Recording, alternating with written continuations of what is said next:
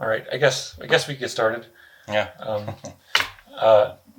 So I'm Mike Waskosky, and I'm here with my friend Jacob Cox. Um, Jacob is one of the more spiritual people in my community in Colorado Springs here that I've been friends with for a while, and it's just always fun to talk to him about spiritual topics. And Jacob is just as fond of Jesus as I am, and I thought it would be fun to have a conversation about Jesus specifically with Jacob. Absolutely. Yeah. I'm excited about that. I mean, it's definitely something that I feel like in some circles it's hard to have that conversation about Christ because there's a lot of projection on what he might be as opposed to really the truth of who Christ really was. Yeah. So what was your journey like? Did you grow up Christian, and did you have a awakening at some point that shifted you in some way? I did, yeah. So for me, honestly, even as a kid, I felt, I was one of those kids that felt like, how was I born into this family or whatever? Like I felt like different from not just my mom and my dad and my brother, but just like aunts and uncles and cousins, and they were all these really God-fearing people. And I actually grew up like Pentecostal, and I remember being a little kid and seeing grown-ups and adults speaking in tongues, and they would just run up and down the aisle and just blah blah blah blah blah blah blah. And I'm just like a little kid, and I'm just like I questioned that a lot, and I just didn't think that was real language. I didn't feel not that I didn't feel that it was possible, but I just didn't feel that someone could do that. But I just didn't feel like at that moment that wasn't really what was going on, that it was more of a show than anything else. Mm-hmm. And so that's hard because you're a little kid and you're questioning the adults, and you really can't say anything to anybody about it. There's no one to talk to about that. You can't say anything to the preacher or your parents. So that was one of the first moments when I realized something was wrong. And then my dad asked me all the time, like, what I want to be when I grow up. And I just like, I don't want to be like y'all at all. So I want to, I knew there was something to figure out. And I had all these things that I knew I didn't want to be, I didn't want to be a police officer or a firefighter. And I think those are great things, but it wasn't my mission. It wasn't what I was here to do. And I spent the most part of my life trying to figure that out. But yeah, we grew up Pentecostal, so we went to church every Sunday night, Wednesdays. I went to Bible church a few times. And there were people that came and did events and things and teachings that I really enjoyed. And I felt like, even in Sunday school, that I was in those books. I was in the stories, when they were talking about David and Goliath and, Moses. And I would always have a great imagination where I would imagine being there with them. And I could feel the dirt and the sun and, walking around and the energy that was in that area at the time. And so I felt very connected to the Bible. So it's definitely something that I've studied a lot. I've read it, especially the New Testament. I went back and read it several times just to, kind of get my own spin on things and what are they really trying to say and convey, because I think there is that King James Version is a version, and certain words have been changed and altered, and some words have been left in. So, but anyway, yeah, I grew up Christian, and it was really tough. And the things that we were just told to believe, like just, Jesus is the only Son of God, and you have to believe in him and be saved, and all the things that I think most people hear as kids. And I was from the South, so obviously it was God-fearing people where you need to be afraid of God, or God will judge you, or he'll be angry towards you. And so there was a lot of fear wrapped around it. And so I think that was really tough, and I really pushed away as I got older, more and more and more, to really just researching things for myself. It's interesting that I had somewhat of a parallel experience, that I grew up in a Pentecostal church, and I saw people speaking in tongues, but I almost didn't care about that part because I didn't know what they were saying. Yeah. There was a part of me that's like, why don't they just record that and scientifically analyze it or something like that? And so there was a scientist in me that was always dissatisfied. Why isn't the church analyzing these recordings better? Yeah. But what so amazed me was when somebody would interpret the tongues, and it's like, wow, this person is saying something amazing that I've never heard the pastor say anything like that before. Mm-hmm. And so that put some seed deep in my consciousness that there's something very real going on there. And in my mind, eventually it became synonymous with channeling, that you're channeling the Holy Spirit. This is a process of tapping into something much deeper. but it's not. It's become out of fashion in the Christian church more and more, even in the Pentecostal churches. I think to allow that kind of thing to be seen as non-demonic. It seems like everything that looks slightly out of what you would normally expect in your normal life, it seems to be called demonic more and more by the Christian church. Yes, everything is. Yeah. Yeah. Yeah, it's interesting too, because a lot of the stories when I talk about speaking in tongues, I feel like it's referring to the fact that these really above average humans were speaking in their own tongues, their own language, and other people heard what they said in their own language. Because back then, you got Greek and Aramaic, and everybody's, a lot of people who are speaking different languages, and they can't speak Greek or they can't speak this. And so I think what a lot of it is referring to is the fact that someone could speak, and even though you didn't speak the same language, you could hear the message in your brain as if they were speaking your language. And I think that was really what they're referring to. Yeah. A lot of the time, as far as speaking in tongues goes, and that I do 100% believe in. Yeah. Yeah. So I want to eventually get to this story that you shared with me recently about having a profound experience with Jesus. Do you feel there was anything that led up to that, or was there any significant periods in your life where you had a fresh awakening to what Jesus represented and who Jesus was for you? Wow. Okay. So are you talking about the experience of the healing, the guy with cancer or whatever? When you felt Jesus come into you? Okay. So yeah, that's a big story. So basically in 2007, I graduated from college, and I had this degree, and I was supposed to go, make my own way in the world, and I felt like I didn't have any real information, any real skills to go out there and do, be this person, have this job. And I felt like the huge things that people didn't talk about. What happens when people die? How do you deal with that? How to work through things in life, stress and pain and agony and those kind of things. And I didn't know, I'm a psychology major, so that was why I stuck with that, because the first thing they said was jealousy is something you project on someone else because you think they'll do the same thing you do. And I was like, this is my major right here. That's the first time I've heard any teacher ever say anything of value to me that, of course, 1 + 1 is 2, and that's helpful. But, that was one thing that really stuck with me. It's like, this is something I'm going to stick with. So I'm Say that line again. What was it? Jealousy is? He basically said that jealousy was the projection of your thoughts onto someone else. So if you're in a relationship with someone and you're jealous that they're going out and hanging out with other people, it's because you think they would do what you would do. Mm-hmm. So if you would cheat in that circumstances, you think they would, and so you're really jealous, And so I was like, okay, all right, I can feel that. I'm not saying that doesn't happen to me, and I'm willing to admit that I've felt that way, and that's probably why, So that's why I said, okay, psychology is going to be my major, and that's what I'm going to study, and along with many other things. But that was what I graduated in. So after that moment at 2007, I remember watching Nostradamus and reading books about things, but it was always kind of kept to myself. I never said anything about that stuff to anybody else. I remember being in my fraternity house watching Nostradamus in 2000 and on TV, and just locking the doors and being like, I don't want anybody to walk in on this. I could do anything in this room I wanted to, but I felt the judgment would come if I'm watching Nostradamus on TV. But I was extremely attracted to it. His prophecies, and that he had this intuition that was beyond everybody else, and I was like, how do I get that? I want that too. I was like, I know it's got to be possible. So when I graduated, I basically just looked up to the universe and said, all I know is I don't know anything. I don't know anything, and I've grown up Christian my whole life, and I resonate with Christ and the people in those stories, and I think there's a lot of truth to that, but I think somehow it's just a little bit, watered down, and manipulated just a tiny bit somehow. And I'll be honest, and I have to go read some other books and learn about some other saints and mystics. And if Christ is the one, then I'll find it for myself. There'd be no denying that. I'm totally open to that. But if Buddha has some validity to him, or Krishna or Allah, then I'm open to it. So I basically said it to the universe as I'm saying it to you right now, with all the intention in the world that this was what I was going to do with my life. And it was not to tell anybody.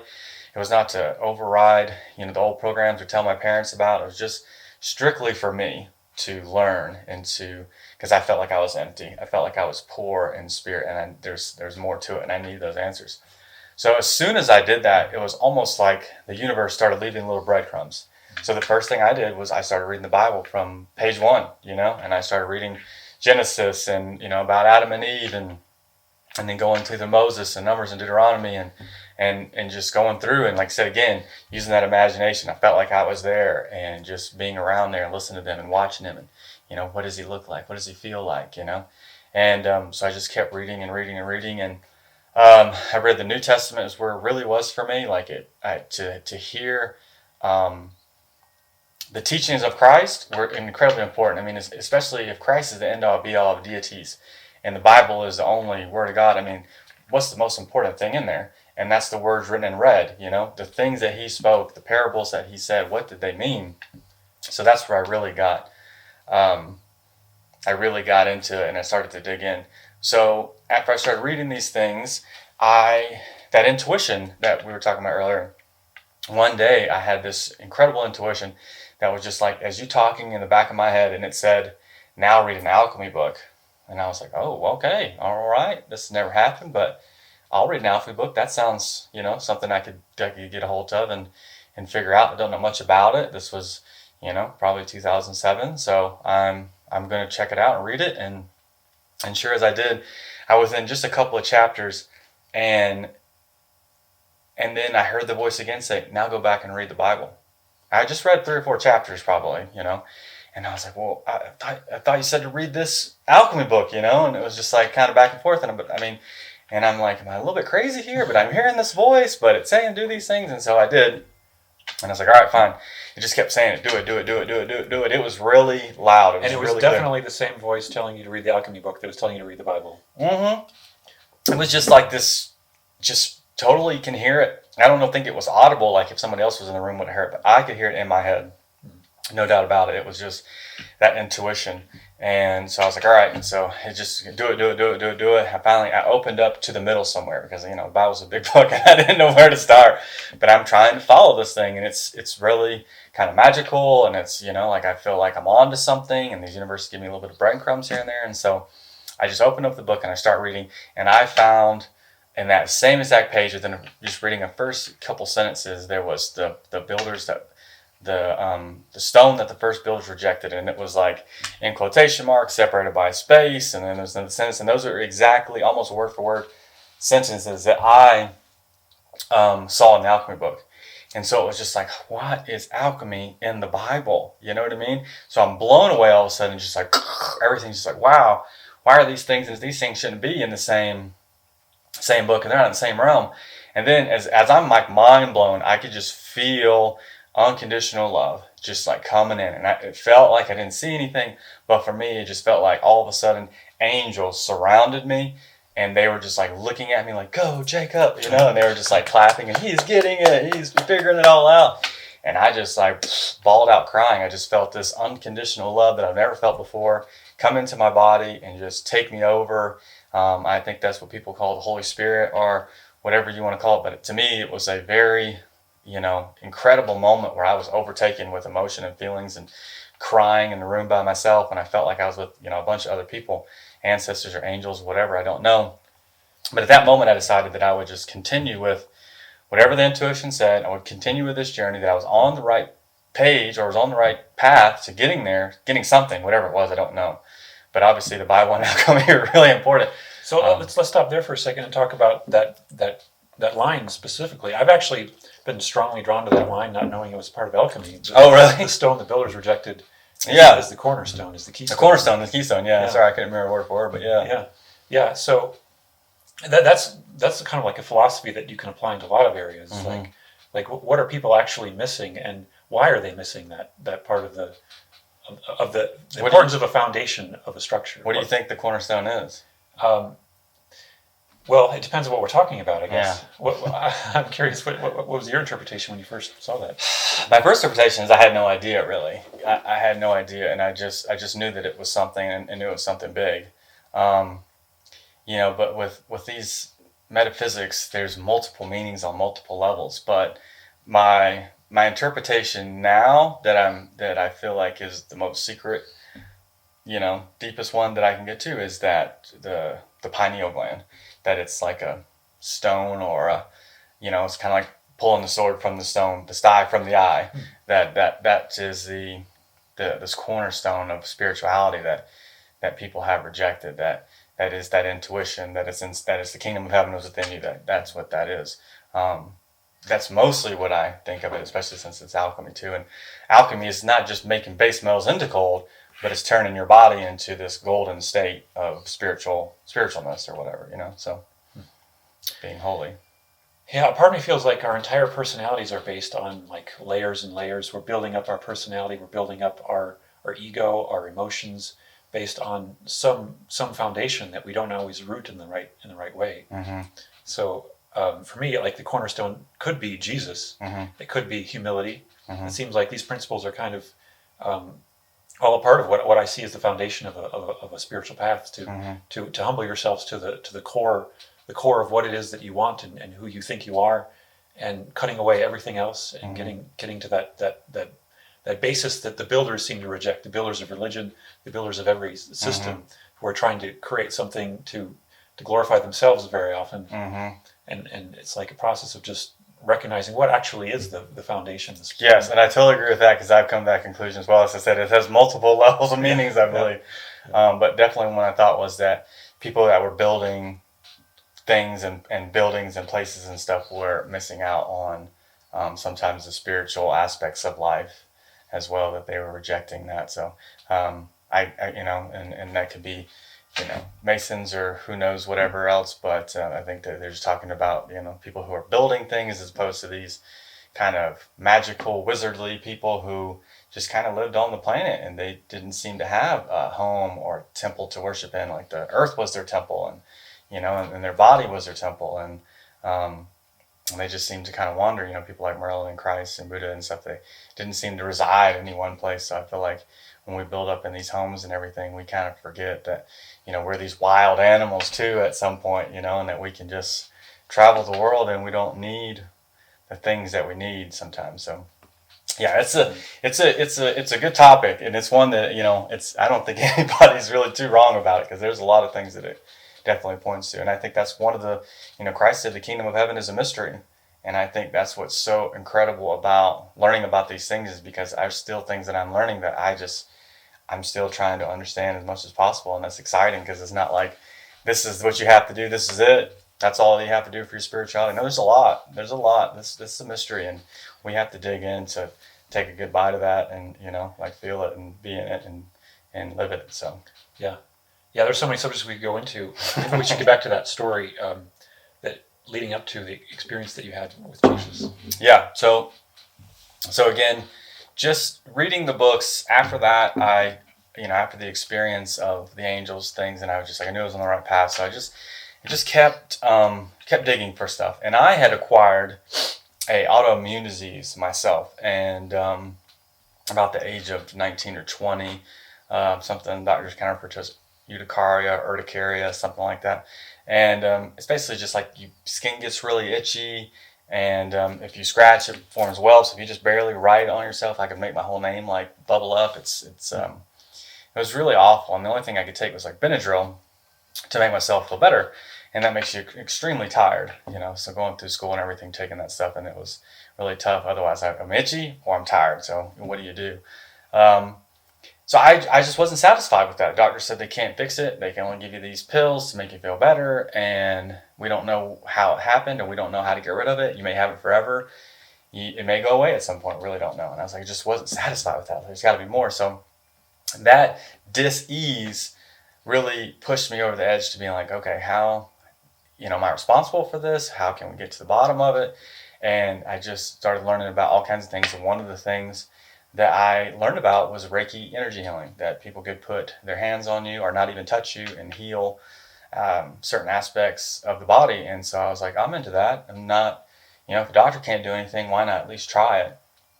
And so for me, that was just, okay, I'm accepting of that. I'm going to go try. So I went to a metaphysical place. They did healings on Thursday nights, and they just had a massage table, and everybody was asked to participate. If you wanted to put your hands on people and then, just do your own form of Reiki. It was really a loose kind of nobody's wrong, do what you want to do type thing, which is really cool. But I think I was one of like the first people to go. Probably the first person to go. I remember being really excited about, yeah, let's do it, let's go.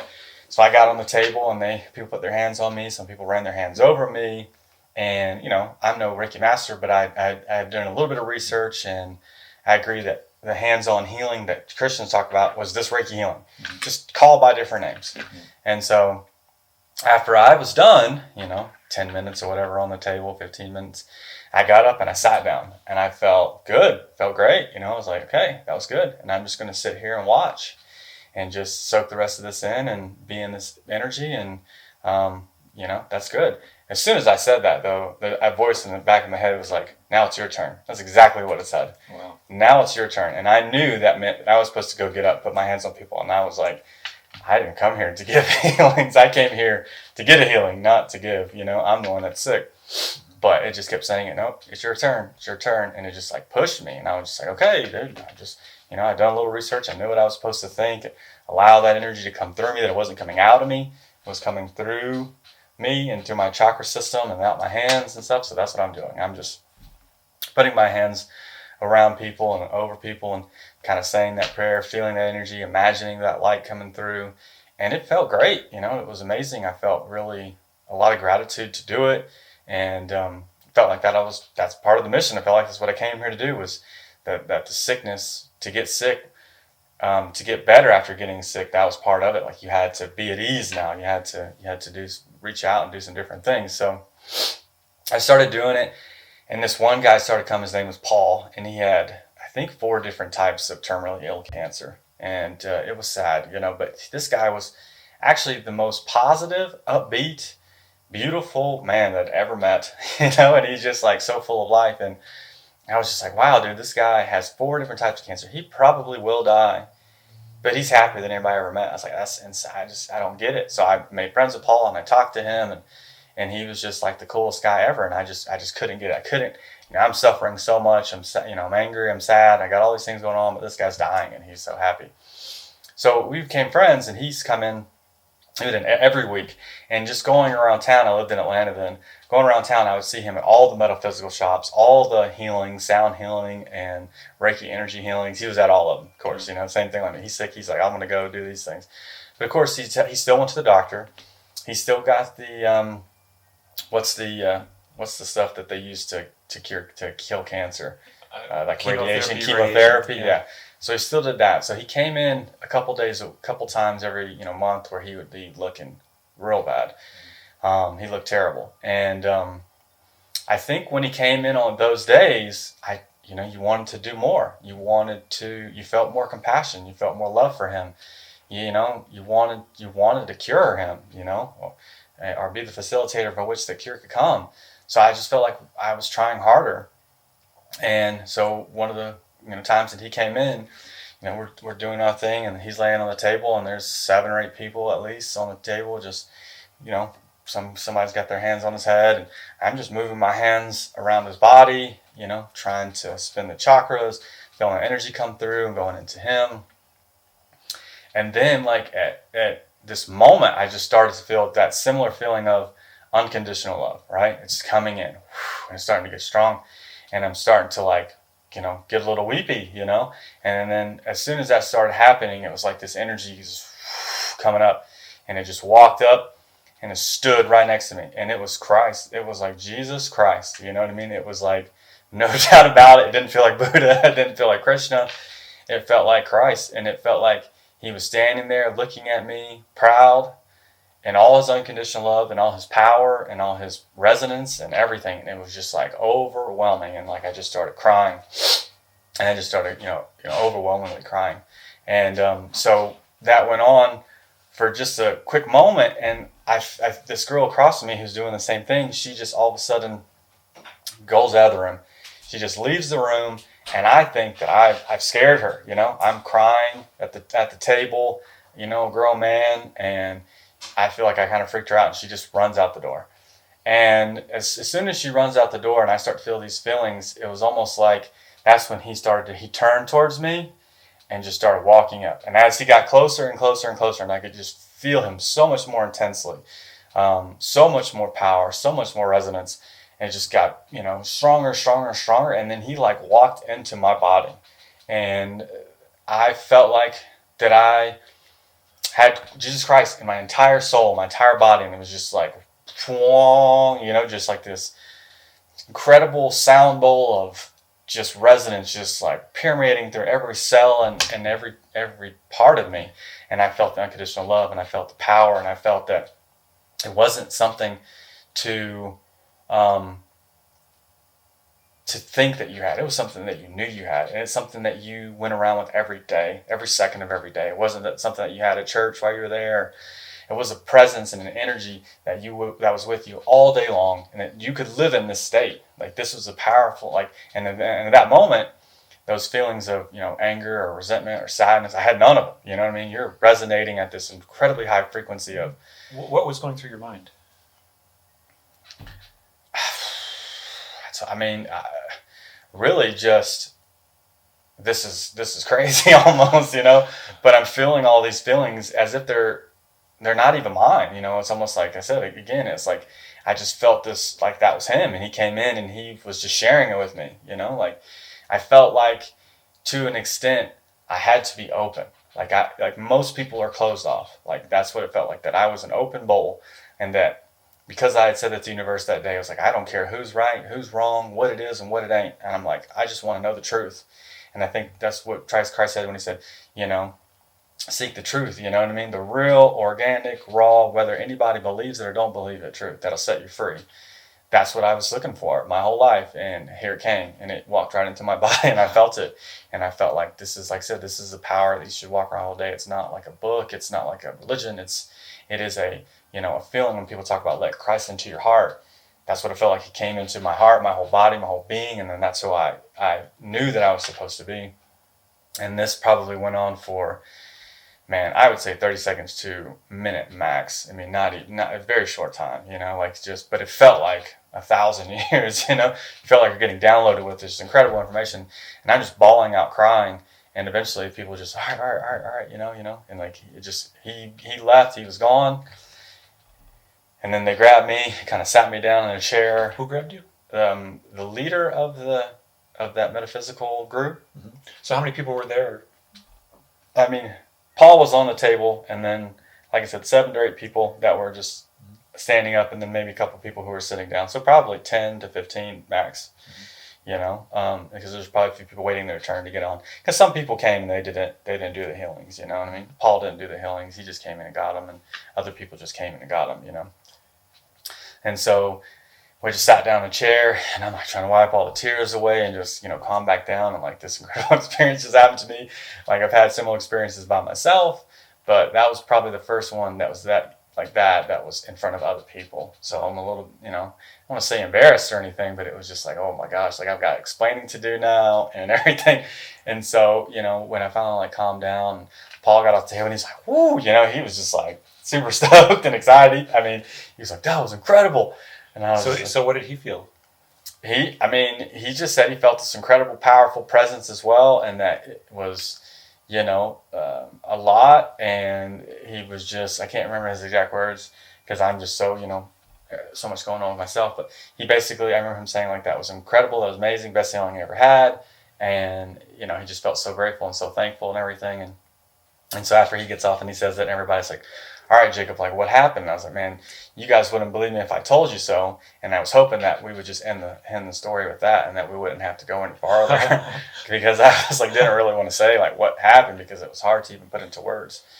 But they're like, no, you're not getting out that easy. You have to tell us what happened. So I was like, all right. So I'm standing there, started to feel this energy. Christ walks up, he stands there, and then at some point he walked into my body, and I lost it. And as soon as I said that, that girl who left for the bathroom, when she left the room, she comes back out and she says, oh my God, Jacob, I felt the exact same thing, but it was too overwhelming for me, and I had to leave the room. And that was like the universe, here's my breadcrumb, here's my confirmation that what you felt, even though I don't need it, you don't need it at all, but it's great for the story, because I get to tell the story later on and say, somebody else said that they felt that too, besides Paul, some other person doing the Reiki energy healing, and she said, I couldn't take it. It was too much. It was too overwhelming. So I guess she started to cry too, and she booked it.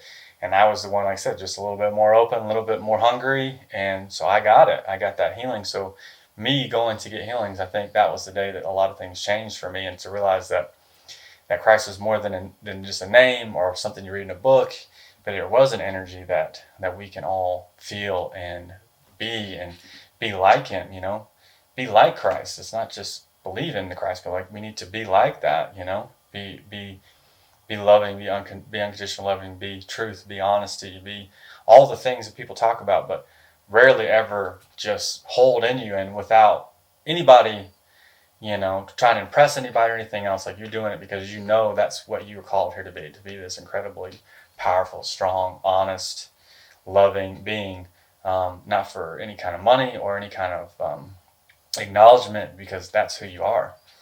So yeah, it was really incredible. And then, like I said, when I told them all, and they're all just like, "Wow, that's super cool." It's kind of like, that's really neat. And yeah, it was just that confirmation again that I was doing the right things that I was supposed to do. My intuition was telling me to go to these places, and I would go and have experiences. And so, that was I've had other experiences with Christ now, but I would say that was probably the most profound. Do we know what happened with Paul, if he's doing? So Paul, he ended up getting really sick, and he went to a hospice, and he didn't really go walking around or anything like that. This is such a cool story, though. I'm glad you said something, because I would have forgot. So he went to a hospice, and he was no longer really able to move or walk or go any places. But he was my friend, and so that girl who walked out, we both talked to him, like, we'd really like to go see Paul at the hospice and do healings on him still, no matter what. And she's like, all right, let's go. And so we went, and we did a couple healings on him, and he kept getting sicker and sicker and sicker, and we both like, he's probably not going to make it. And I was like, man, it's so weird. Like, I feel like this is what I'm supposed to be doing. We're supposed to heal Paul, that he's going to be okay. And so there was a lot that was like troubling about it, that I was like, I didn't, I felt like I was supposed to be here and supposed to help Paul. And so anyways, Paul passes on. He transitioned, and I felt like I was supposed to go to his funeral. And his funeral is at like a Catholic church, He's a Catholic guy, but he's going to these spiritual things. So like he grew up to be Catholic and be in that church, and he goes every day. But then as he got sick, his disease is what changed his life to go and be in metaphysical and learning new ways and opening, same as I did. And so I went to his funeral.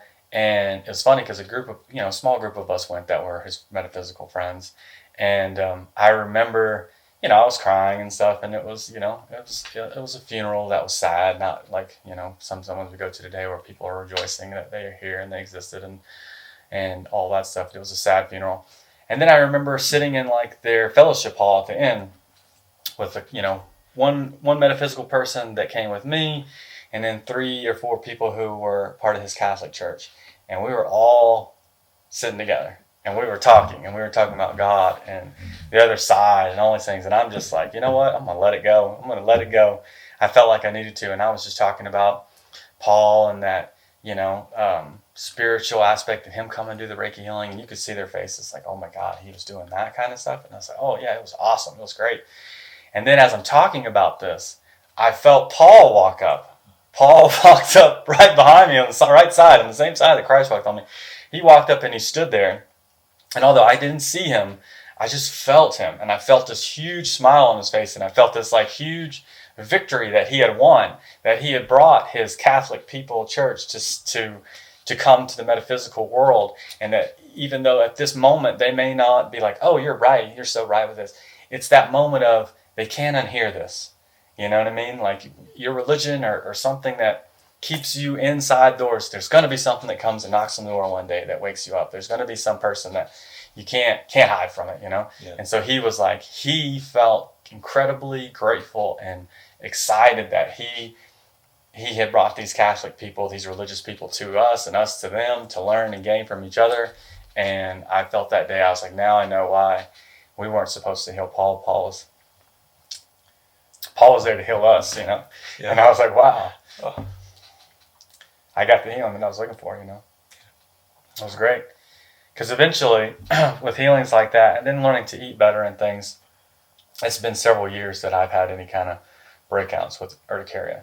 I think that realizing that my emotions were detrimental to my body and my thoughts and my feelings, and and just being open has really changed my health a lot. And so I haven't had a breakout like that in many years. So I'm really thankful. But yeah, the healing that I went to go get, I got, and Paul healed me more than I could have healed Paul, I think. And that's how it goes sometimes. Yeah. This is really interesting how this ties into everything, because it's like ultimately what we're trying to do in talking about these subjects is to try to help heal the divide that's kind of been created between different spiritual communities. And it's been very challenging for me. I've been going to a Christian church all my life. I've been going to I like the Assemblies of God Church. I grew up in the Assemblies of God, and I've been enjoying that experience. But I've had to, as I learn more things, I recognize, there's no one who has these fundamentalist Christian beliefs who has any awareness of so many different subjects that are now being called New Age and metaphysical. But in my mind, it's kind of like it's almost like we have the true spirituality that's being uncovered by people who investigate really deeply into all manner of subjects, and then we have what feels like a kind of a dead church. Now there's certainly parts of the Christian church which are strongly pursuing Jesus and strongly finding unconditional love and touching that aspect of Jesus, the Holy Spirit basically.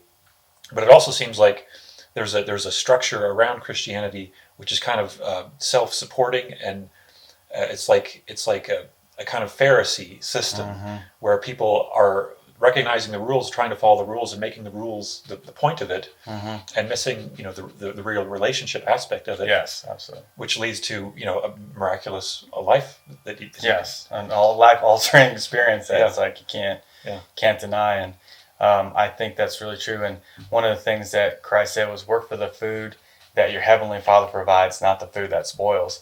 And I think that is a part too, why that they fasted, he fasted, and many other spiritual people talk about fasting. And stay hungry, stay hungry in life. And information, spirituality is something to be hungry for just as much as food. But if you're full and you're sitting on the couch all day and you're not hungry for life, you're not hungry for the spirituality, you're not hungry for the truth, like it is like a really needed feeling or experience to have to be hungry for the truth. And I feel like that is what draws the experience. And it's not just saying that I ask Christ with words to come into my heart, and that he's there, and then because of that I'm okay. Like, it is something that is a big deal. It takes a lot. It takes a lot of feeling. It takes a lot of emotion. It takes a lot of intention to look out to the universe and say, I really need this to come in and happen, and I'm open to however it comes, and it may look a little different than I may think it might happen. So I think to be hungry like that, to really want it, like, you have to say it and talk to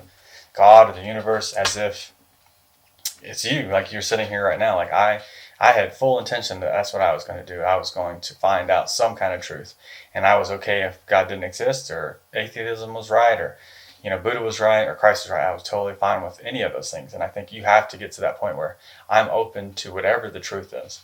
And that's dangerous because, like I said, the truth doesn't need anybody to believe in it for it to be truth, and that's the kind of thing I think he's talking about, to be set free. And I do feel, free from, although I really subscribe and I consider myself to be Christian or Jewish or even atheist in some ways, because I don't believe that God is an old white man with a white beard and long white hair on a cloud judging people. But I believe it's the entirety of all of that, everything, all of us, it's everywhere, omnipresent, omnipotent. No matter where you look, no matter where you go, it's there. It's in every single person. It's in the air. It's in the water. It's in everything. When Moses, and he's talking to the burning bush, and it says, who should I say sent me to go free my people? And it didn't give a name. It says, I am that. I am. That's the name of God. And that was so powerful that it was against the law for people to say it. Because if you go around thinking it and you walk around town saying, I am that, I am that, I am, and you start to try to resonate with what that sentence is saying, and you realize, oh my God, eventually I think you come to the conclusion that God's saying, I'm all of that there is. There's nothing that I'm not. Treat every person, treat every situation, everything is sacred, everything is like God. And that's something that we should take seriously, And when you had that experience of being with Jesus, is that the mindset you were in, seeing the sacred? I mean, the mindset I was in was just, I was really unconditionally loving Paul so much that everything else about my own problems and everything were gone. That I was just focused in that moment at that time. Like I was really, believing as much as I possibly could that, he was going to get up off the table and there'd be no cancer. You know what I mean? Like, I feel like that was as close as I could get to being in that zone on being there. You also described that this is a state you felt like anybody could be in at any time if they wanted to. Mm-hmm. And what do you think that would be like for people to get to that state? If everybody was walking around like that, I mean, I think the world would be a lot less judgment, a beautiful place, a Garden of Eden, a place where we recognize each other's sacredness and sovereignty, where we didn't impose our beliefs of religion or ideas of spirituality on people and let people be who they are. One thing that I resonate with that Christ said when they were, trying to, and he's sitting in front of everybody and they're trying to ask him, like, who are you really? Like, who are you? Because, if you don't give us a good answer, we're probably going to kill you, And he's like, I am whatever you say I am, And I was like, man, he could have said anything he wanted to right there at that moment. He says, I am what you say I am. And I say those words over and over again, and I realized, man, he gave them permission for him to be whatever it is they want him to be. And really, that's so freeing. Like what I see in you and what someone else sees in you can be completely different. But what they see in you is based on who they are. And what I see in you is based on who I am and my perception of you. And I think, because some people didn't see him as this Messiah, beautiful, incredible, loving. Some people saw him as doing miracles on Sunday. That's against law, and like you're doing weird things, and maybe you're into some dark magic because you're healing people, you're making people see. And some people were very afraid of him. So it is really what you think it is, But I do think if all of us were in this, or many of us, I think it would take a small number, actually, probably 144,000 maybe, of people resonating in that Christ energy or Buddha nature or Christian spirit, that we could stand around the walls of the Pentagon of Washington, D.C., and either blow ram's horns, but do some kind of sound technology, and those walls and those institutions would fall to the ground, and we would build up again a new world where free energy and there'd be no lack, and people would have the things that they need. I think that's what the scripture of every religion really kind of states, is that it's something that we can all, a state that we can all reach. Christ said, the kingdom of heaven is within you, Yeah. And I think that's super important, because it's not some place to die to go after. The kingdom of heaven is within me, and I have to learn to know myself in order to find it out. And, one of the things in Matthew says, those who sat in darkness saw great light. And what are you doing if you're sitting in darkness? You're meditating. And I feel like I've had a lot of great meditations, just sitting by myself in the dark, concentrating on relinquishing myself of being Jacob Cox, being a male, being white, being a person from a small town, and then just kind of took something from Albert Einstein when he said he was riding these waves where he came up with the theory of relativity and stuff. And so I listened to solfeggio tones, and I was pretending like I was these tones, and I became like everything there was in the universe. And I realized that was an spiritual experience, to realize that I was not separate from the universe, that I wasn't just in it, but I was it in motion too, and I think that was super powerful. Going back just a little bit, I think it's very interesting that there's so much about the New Testament showing us that people were not expecting the Messiah to be what Jesus ended up being. Mm-hmm. They were expecting someone to reshape the institutions, and that we're gonna have a new kingdom through these new institutions that Jesus is going to set up for us, mm-hmm. the Messiah. And then Jesus is just completely loving, and then he's put on the cross. Mm-hmm. And I'm sure that the disciples are all like, what the heck, how could this possibly be mm-hmm. what we were looking for? But what he demonstrated with his entire selfless incarnation mm-hmm. was that ultimately that's the power that we need to tap into, mm-hmm. is ultimately that selflessness. And that's what will really change the world. Mm-hmm. And it's not just, it's a miraculous thing. It's always a miraculous thing. And you don't have to, go through all the conventional systems in order to arrive at a miraculous future. Mm-hmm. You just tap into that state, the heaven within. Mm-hmm. And then eventually, as we continue to focus within, we manifest the entire new earth spoken of in Revelation. Yeah, and I mean, it's like you said before, it's here now, and it's what you experience. It's your own individual experience. I think eventually we'll have some things that are going to happen. It's going to be a collective experience, but I do think that, I mean, he said, there's nothing that I'm doing that you can't do. There's nothing that I'm doing that you can't do.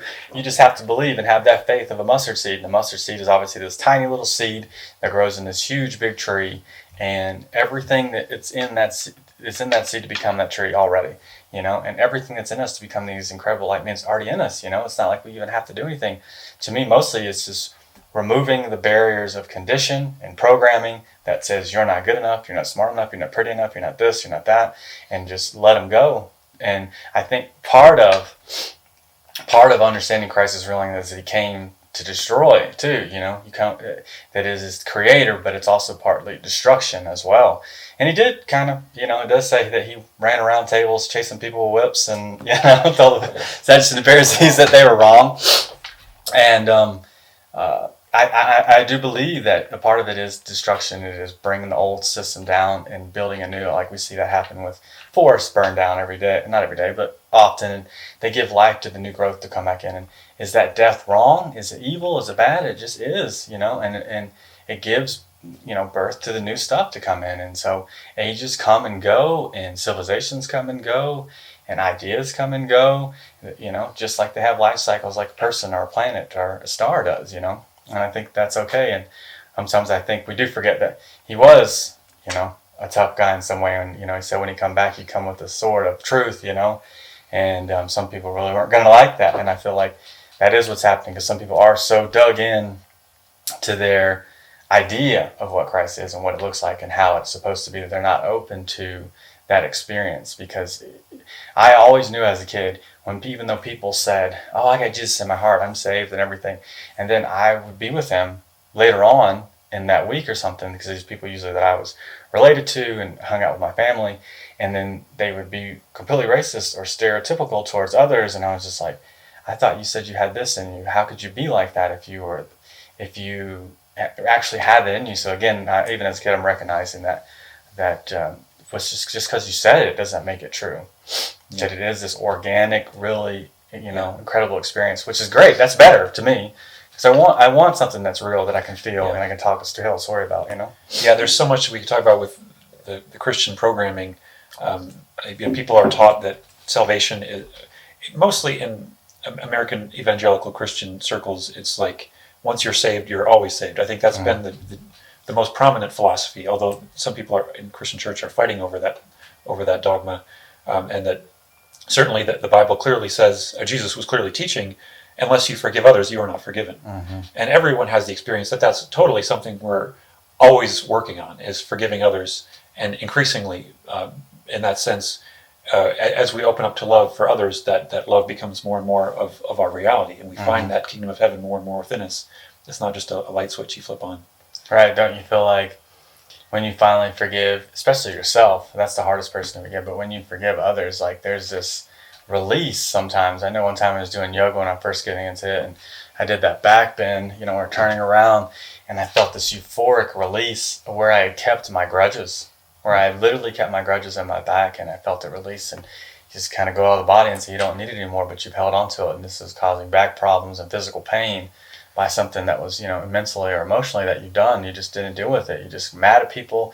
You didn't forgive them. You held on to it. And holding on to it, I literally had it in my physical body, and it had, detrimental experiences because of, I said my back hurt and things like that. So, to realize that, there is a lot more to this thing than just some words on the paper and reading it out and knowing the scripture, that there's some real meat in there to take a bite of that most people never really want to be open to an experience. I want to briefly touch on the subject of authority around Scripture and things like that. Before I outline it, probably we should conclude on talking about more experiences you've had with Jesus, and maybe I could go into some of my own.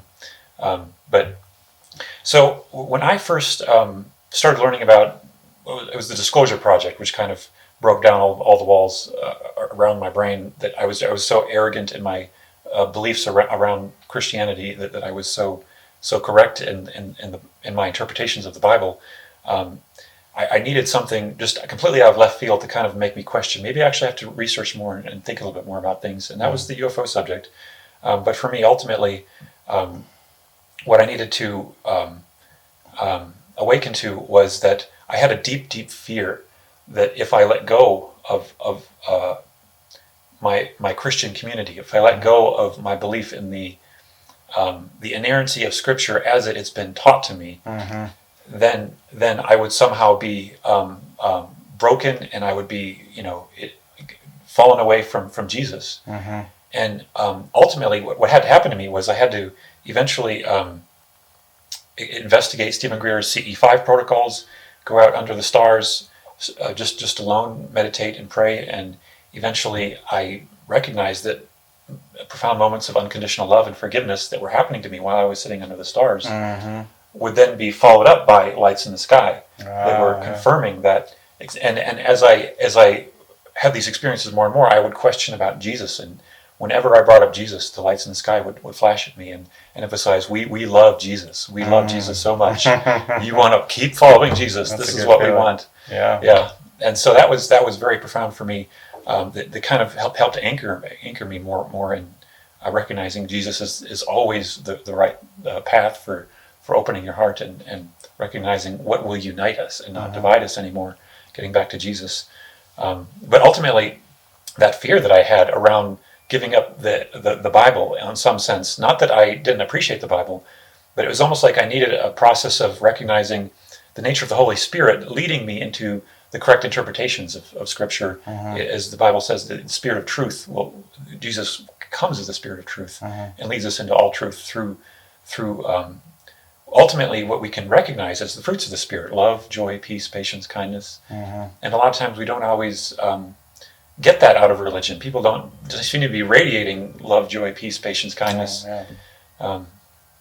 So ultimately, I think authority, it can't come from something that isn't yielding the fruits of the Spirit. It has to come from God, and God is represented by these by His nature. Yeah, I totally agree, because just the fact that someone has gone to a Christian school or college or whatever, and now you have the authority to read the book and be a preacher or whatever, I just, I don't agree with that, because obviously Christ didn't have any kind of title like that. He was a carpenter's son, but he could heal people. So to me, like, you don't need to have a title. I think that's one of the reasons why we call them doctors and not healers. They have a title to be a doctor, to prescribe pharmaceutical drugs, to live in that realm of a doctor, but not a healer.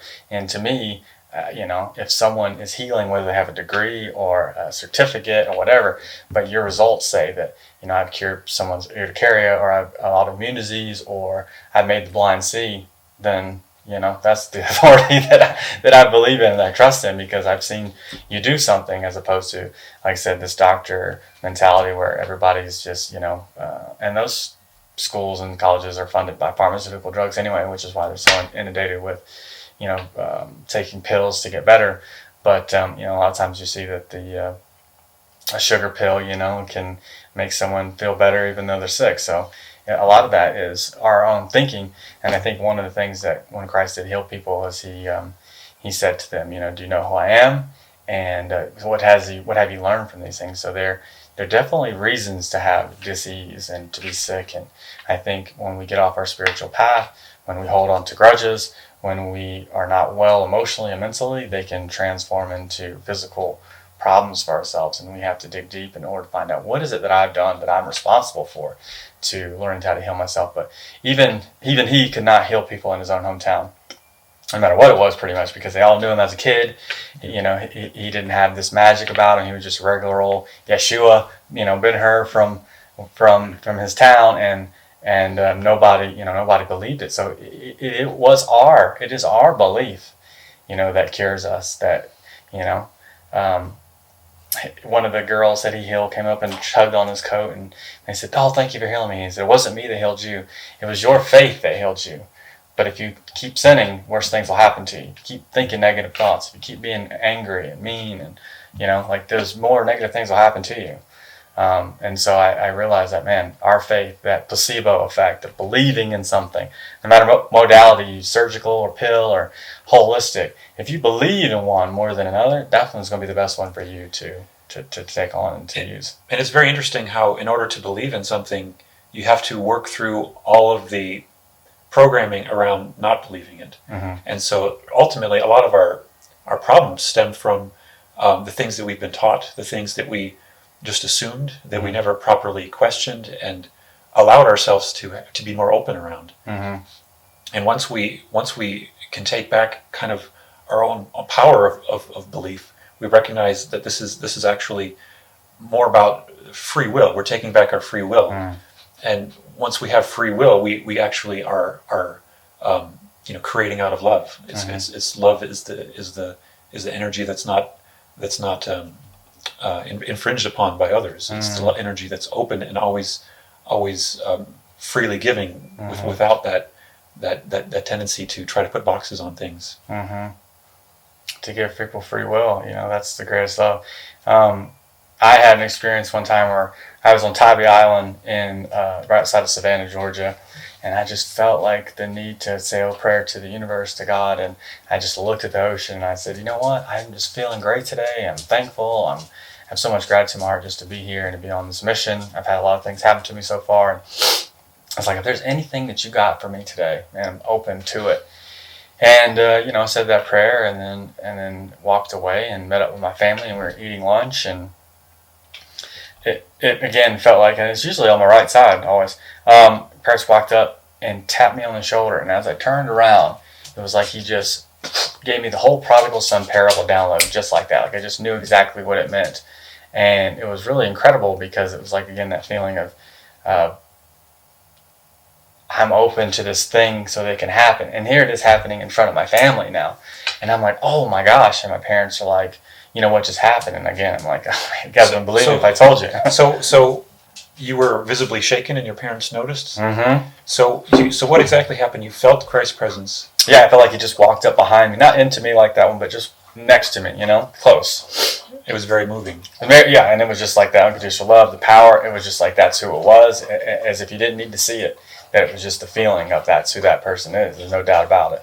And he stood there and he tapped me on the shoulder, and I turned around. And as I turned, it was just like everything just downloaded in what the prodigal son was. And then I told them, I was like, oh wow, I was just like, I had this something happened, and my parents were like, what happened? I was like, you wouldn't believe me if I told you. And they're like, let's go and try us, And I told them, I was like, Jesus just walked up and told me the parable of the prodigal son.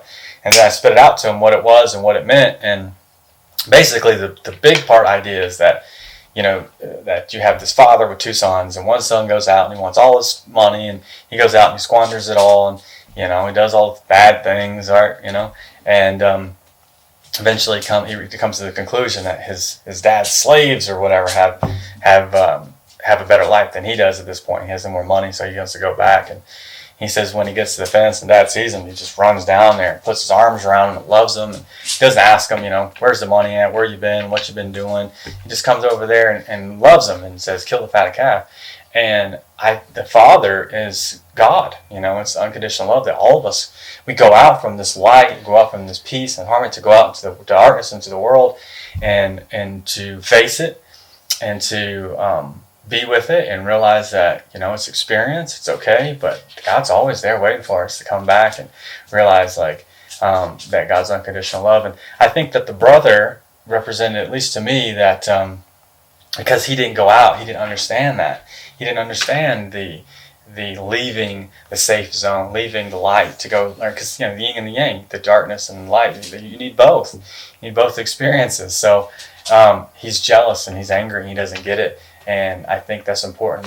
Maybe we're all these souls, come out from the light, and we all have to make that decision at some point. All right, now's the time. Now's the time to go. Now's the time to go off on our journey and our adventure and leave and realize and come back, and that we're always loved. We're always, cared for and all those things. And so it just made me realize that, man, God is unconditional love, and it's not anything else other than that. And that's what those feelings meant, and that's what the experiences are. And that's why you can be in that energy all the time, but how many of us really really are unconditionally loving towards others. And it's a duty. Christ said the biggest commandment they said is love everyone like I loved you.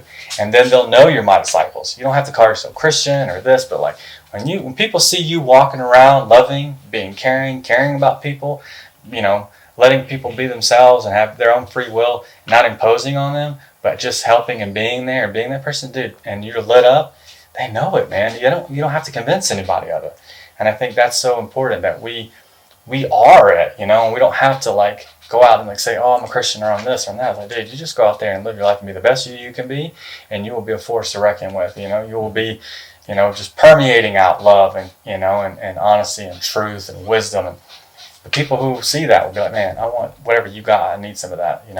One of the things that I really I've been thinking about lately about the Prodigal Son Parable is like we can still have a model of what the Christians would think of as salvation demonstrated by this parable, because the prodigal son is squandering the money and feels completely hopeless, completely lost.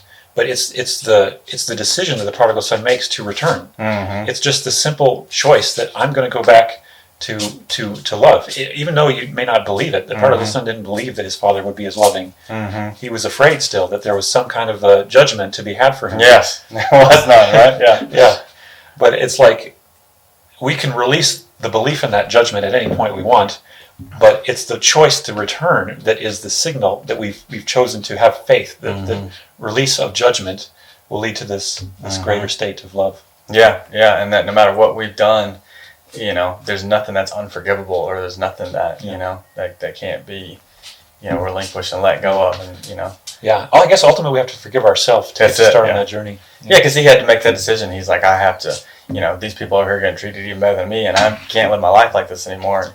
And I'm just also going to just be humble and, and override my own ego, because your ego would say, oh, never going back to that. They'll look down on me. They'll judge me for the things I've done. I've squandered all the money. But I think a part of that too is relinquishing that attachment to the ego of, like you said, just, I'm going to go back to love, man. That was a way better feeling. That was a way better way of living. And and I feel like all of us truly are the prodigal sons, and we've all gone away and out into our own world. And that's why it's honestly a lot of times better to get lost. Better to get really, really lost. Christ says better to be hot or cold than lukewarm. And to me, that's just an extreme. Have an extreme life. Be homeless. Be this. Be that. Go out and find that. You can be a millionaire and realize that you're still lacking in spirituality and love, and and so there's a lot of things that you're still missing. So whatever you're going to do, go out there and do it up. Like no judgment. Whatever you need. So I think that's incredibly important too. That I realized that there's no amount of things that I've done wrong or bad that I need to worry about at the end of the day. Like, if I can forgive myself and go back to being that loving being that I was, that's where I'll find the peace, and that's where I'll find the harmony and, the magic again. So, being like a little kid. I think this is a great place to wrap it up here. Cool, yeah. Any other things you'd like to share? That was good. I enjoyed that a lot. I appreciate it a lot, Mike. So. Yeah, I hope you enjoyed it too, you guys. Yeah, for sure. Thank you guys so much. Thanks.